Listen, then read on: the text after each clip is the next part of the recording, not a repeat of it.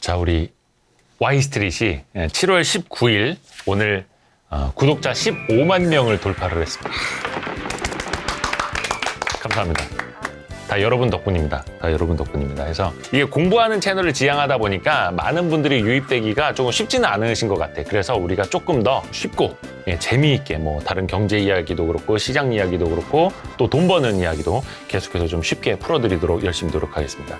Y스트릿 구독자 15만 여러분, 복길이 여러분, 복리의 길을 함께 걸어가는 우리 복길이 여러분, 감사드립니다. 복길이 여러분, 사랑합니다.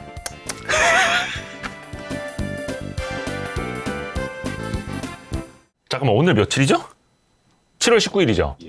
18일, 19일. 그러니까 성일하이텍, 공모주, 일반 청약 마감이 되는 날입니다. 19일 오후 4시. 아마 요거 우리 오후나 저녁에 올릴 거니까 공모 청약 다 끝난 다음이겠네. 어디로 하셨어요? 저는 대신증권으로 했어요. 왜요? KB증권 보니까 경쟁률이 거의 뭐 대신증권 한 2배 되더라고. 어차피 그 균등 배정 있잖아요. 네. 가급적이면 한 주씩 나눠주라고 하는 그 제도. 그 균등 배정, 그러니까 전체 공모주 한 절반을 이제 균등 배정으로 하는데, 균등 배정도 1대1 경쟁 이하가 되면 한 주씩은 받을 수 있는데, 이게 경쟁률이 더 높아져 버리면 그다음부터는 추첨이라고 말씀을 드렸잖아요. 그래서 그것도 조금이라도 경쟁률 낮은데, 어차피 1대1의 경쟁률을 넘어선다면, 즉 이번에 15만 몇 건 이상이 한 증권사에 들어간다면은 1대1 이상의 경쟁률로 올라가 버리거든요.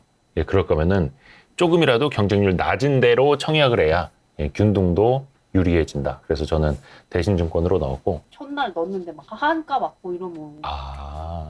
근데 사실 이게 따상이라는 표현은 저는 좀 많이 안 좋아하는데, 그게 따상이 왜 당연하다고 생각을 하지? 하여튼 좀 잘못된 생각인데, 따상이 당연한 거면 수요 예측에 참여하는 기관 투자자들도 잘못 생각을 한 거고, 이 상장 그 대표 주관사가 공모가도 잘못 매겼다라는 거고, 근데 또 시장이 오른 거냐 아니면 공모가가 오른 거냐, 뭐 정답은 없지만 시장에는 항상 그 과열 현상이 나타나는 거니까, 첫날 따상 가면 저 같으면 팔아야지. 팔아서 그 주말에 족발 시켜 먹어야지.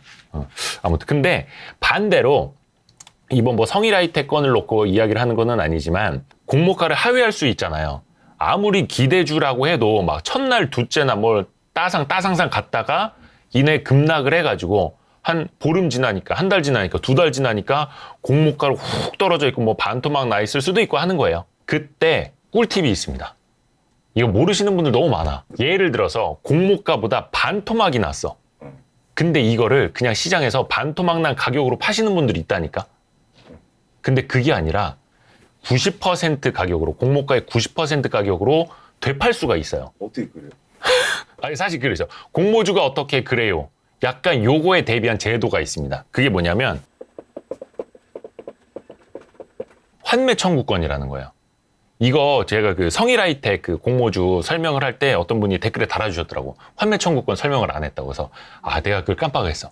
근데 사실 뭐 좀 이따가 왜 환매 청구권을 설명을 안 했는지는 조금 이따가 말씀을 드릴게요. 환매 청구권은 뭐예요? 그 주식 매수 청구권 우리 가르쳐줬죠. 자, 거기랑 똑같아요. 뭔가를 청구하는 권리예요. 환매가 뭐예요? 다시 판다? 그치. 되판다. 내가 증권사, 대표 주관사, 이 주관사 놈들아, 너네한테 내가 받은 공모주를 되팔 거야. 니네가 다시 사가. 라고 하는 겁니다. 그게 90% 가격으로, 즉 뭐다? 공모가. 공모가의 90% 가격으로 이 상장을 주관한 증권사에게 사가시오 라고 청구할 수 있는 권리가 붙어 있습니다. 다 붙어 있지는 않아요. 모든 IPO 주식에 다 붙어 있지는 않아요. 그걸 이제 하나하나 설명을 해드릴게요. 일단 증권사가 어떤 기업을 하나 상장을 했어. 근데 만약에 주가가 떨어지면 공모가 90% 가격에 내가 되사줘야 돼. 그럼 증권사 입장에서 어떻겠어요? 손해보는. 부담이 되겠죠. 네. 그래서 조금 더 책임 있는 IPO 주관을 해라. 부담을 느껴라 라는 이런 제도고, 반대로 말하면 그만큼 투자자를 보호해야 한다라는 겁니다. 근데 그 환매 청구권은 모든 신규 상장 주식에 적용이 되는 게 아니에요. 그러니까 쉽게 말하면 적자 기업 상장 있죠. 적자 기업을 상장할 때만 적용이 되는 건데, 그 내용에도 세부적으로 좀 달라서 설명을 해드릴게요. 증권사들한테 그런 책임을 묻는 거예요. 야, 너네가 적자 기업을 상장하잖아. 이게 미래 성장성은 좋다며. 다 좋아. 근데 만약에 주가 빠지면 어떻게 할 건데? 그거는 니네가 좀 일정 부분 책임을 분담해라. 이런 개념이에요. 이해가죠? 근데 거기에서 중요한 게 다 적용되지는 않고 우리가 많이 들어본 그 적자 기업 상장은 아마 기술평가 특례라는 걸로 많이 들었을 거예요. 기술평가는 뭐야? 대부분 이제 바이오주, 제약 바이오 있죠. 적자 기업들. 근데 그거는 기술평가를 받아요. 외부 기관. 그러니까 한국거래소에서 지정해준대, 임의로 지정해준대 두 곳에서 기술평가를 받아. 그래서 한 곳에서 A, 한 곳에서 트리플 B 이상의 기술 등급을 받아야 상장을 시켜주는 거예요. 그래서 요거는 거의 다 바이오 기업이 많았어요.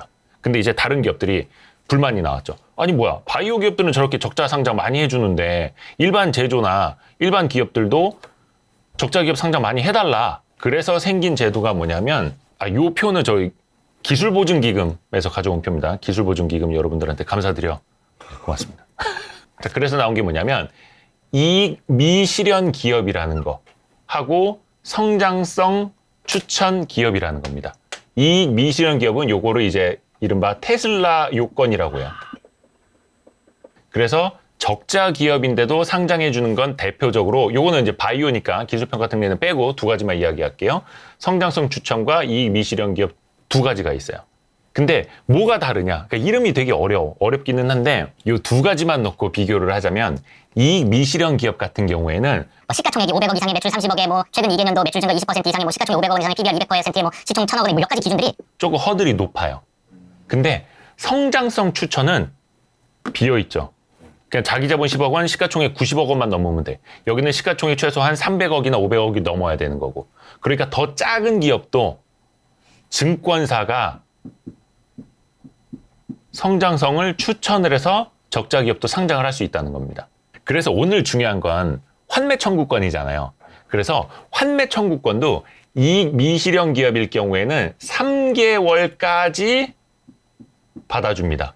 상장 후 3개월. 근데 성장성 추천 기업은 6개월까지 받아줍니다. 더 긴 기간.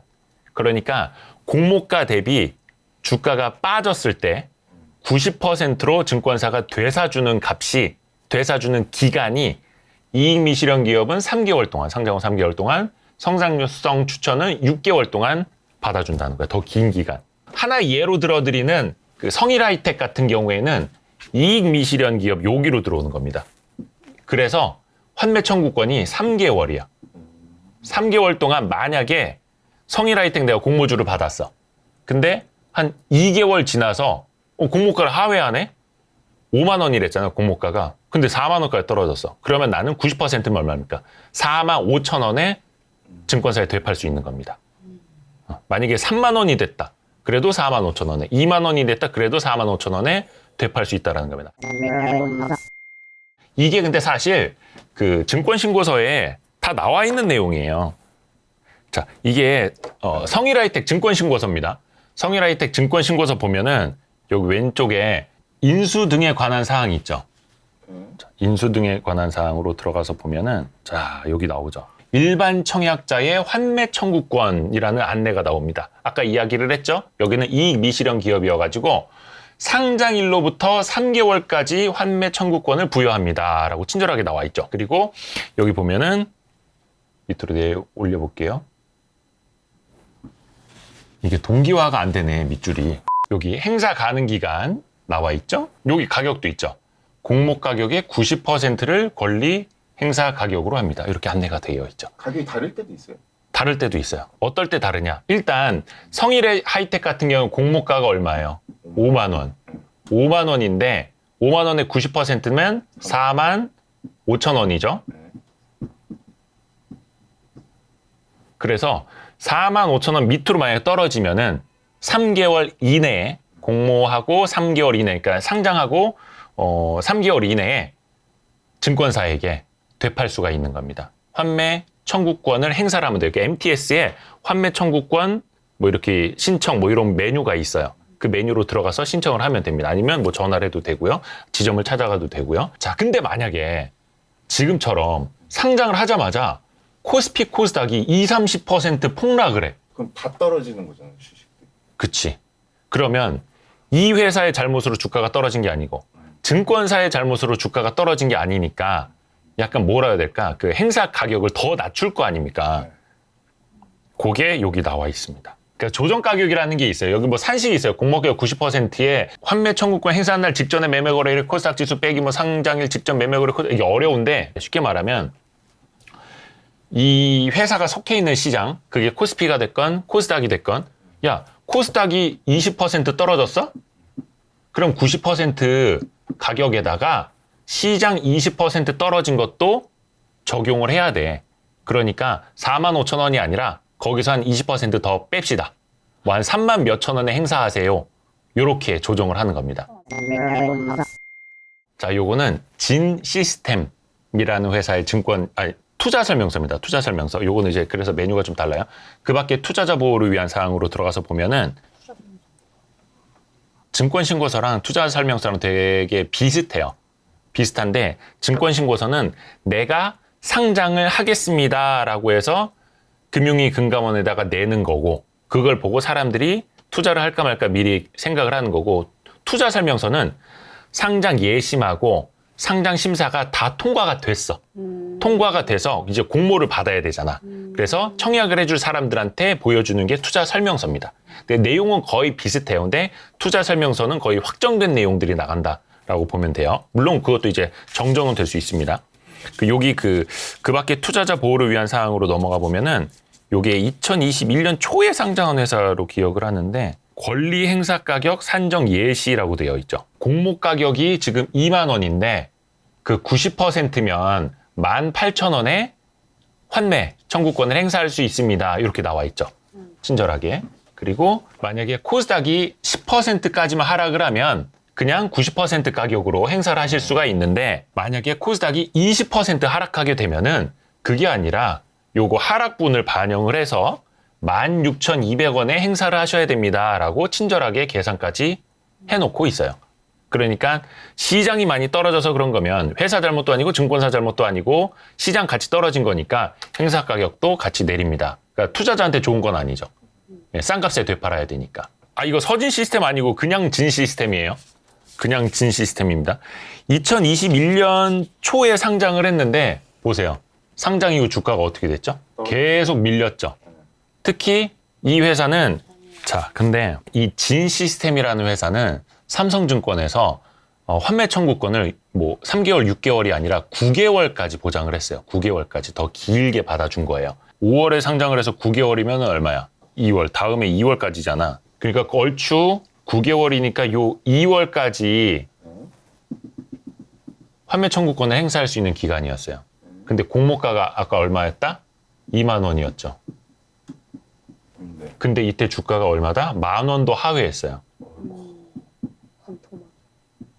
근데 올해 2월까지는 뭐 코스닥이 막 그렇게 많이 빠지지는 않았었으니까 뭐 한 10% 이상은 빠지지는 않았다라고 그냥 치고 그렇다 치고 그러면 이 사람들은 18,000원이었죠. 아까 90% 가격으로 팔 수 있는 게 지금 만약에 10,000원이었던 주가를 이 삼성증권에 18,000원에 되사가쇼라고 청구를 할 수 있었다라는 겁니다. 그래서 아마 제 생각엔 진 시스템 공모주 투자자들은 이 환매 청구권을 좀 행사를 했을 거예요. 행사를 했을 겁니다. 근데 이거는 추정이에요. 정확히 알 수는 없어. 그런데 여기서 끝내면 야식잡 썰이 아니지. 여기서 끝내면 와이스트릿이 아니지. 자, 본격적인 썰은 이제 시작됩니다. 30분 지났는데요? 아, 그래? 슬픈 이야기가 있습니다. 일단 환매 청구권을 행사하지 않는 사람들이 되게 많아요. 그러니까 환매 청구권이 증권사가 책임져라, 부담을 느껴라, 투자자를 보호하라 이거였잖아요. 근데 증권사가 주가가 막 상장 이후에 떨어져도 별로 긴장을 안 해. 왜 그럴 것 같아요? 그 전에 아까 얘기했죠. 일반 청약자라고. 그러니까 공모주 청약자들이에요. 그 사람들 대상으로만 환매 청구권을 주기 때문에 그 사람들은 상장 첫날 다 팔았어. 상장 둘째 날 다 팔았어. 거의 막 한 달, 두 달, 세 달까지 갖고 있는 사람들이 거의 없는 거야. 거의 상장 첫 주에 다 팔다 보니까 나머지는 시장에서 산 사람들이에요. 그러니까 시장에서 산 사람들은 아무리 물려도 환매 청구권이 없어요. 그러니까 증권사는 야, 저거 공모주 청약받은 사람 한 10,000명 중에 남아있는 사람 100명 될라나 말라나? 그 100명 거 뭐 90% 가격에 사줘봐야 증권사가 얼마나 손해야. 그러니까 별로 잃지 않는 장사가 되는 겁니다. 그리고 받아봐야, 공모주를 받아봐야 뭐 좀 경쟁률이 높을 때는 한두 주. 많이 받아봐야 뭐 10주, 20주 요 정도밖에 안 되니까 소액인 거예요. 그러니까 사람들이 관심도 없어. 그러니까 일찍 다 팔아버릴 뿐더러 갖고 있어봐야 큰 금액도 아니고 하다 보니까 관심도 없는 케이스들이 많고, 요걸 이제 말씀드리는 이유가 환매 청구권이 있다라는 걸 모르고 만약에 물리신 분들도 마이너스 뭐 50%가 됐는데 이걸 마이너스 10%에 증권사에 되팔 수 있다고 했잖아요. 이게 환매 청구권이잖아. 근데 이걸 모르고 그냥 마이너스 50%의 장내에서 매도하시는 분들이 있어. 이 제도를 모르고. 얼마나 손해입니까? 그래서 그런 분들한테 꼭 알려드리는 거고. 그래서 아까 그 진 시스템 같은 경우에 90% 가격에 되팔 수 있었음에도 아직까지 반토막난, 공모가 대비 반토막난 가격에 갖고 계시는 분들은 이미 이 회사는 뭐 중간사가 9개월까지만 받아주기로 했으니까 이미 기간이 넘어선 거고, 그래서 지금 깨닫더라도 환매 청구권 행사할 수가 없는 거고, 그렇지? 아니면 장중에 그냥 이 기간 안에 팔아버리신 분은 또 행사할 수가 없는 거고, 나중에 상장한 이후에 사서 물리신 분들도 환매 청구권을 행사할 자격이 없는 거고. 그래서 이것도 잘 알고 전략적으로 행동을 하셔야 돼요. 근데 가장 해피한 건 뭐예요? 나중에 상장 이후에 해피한 거는 그냥 주가가 올라가지고 아무도 이 가격을 행사할 사람이 없는 거. 그게 사실은 해피한 거죠. 그래서 오늘 이 환매 청구권을 말씀드린 이유는 아까 뭐 손해보는 사례도 말씀드렸고 몰라서 이걸 행사하지 못하는 사례 말씀드렸잖아요. 그러니까 사실 주식 투자라는 게 지식과 경험의 싸움입니다.